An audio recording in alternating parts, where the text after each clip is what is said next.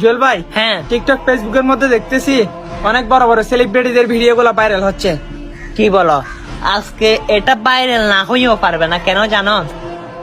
আমার রসুল যেদিন মেরাজে গেল তখন চতুর্থ আসমানের মধ্যে গেল, তখন গিয়ে দেখতেছে ইদ্রিস নবী। তখন ইদ্রিস নবীকে জিজ্ঞাসা করতেছে, হে ইদ্রিস, তুমি তো জান্নাতের নাচ নিয়ামত খাইলে, জান্নাত দেখলে কেমন লাগলো?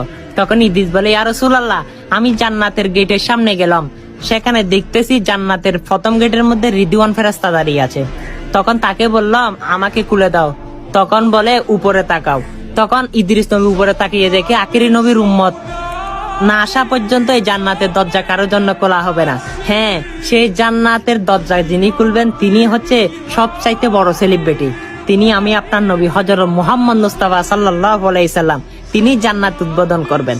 অবশ্যই ঠিক হয়, আপনারা সেলিব্রিটিদের ভিডিও শেয়ার করেন আর আমার নূর নবীজিতে জান্নাত উদ্বোধন করবেন, সেই বার্তাটা সকল মানুষের কাছে পৌঁছে দিয়ে না, সেটাই আজকে প্রমাণ হবে।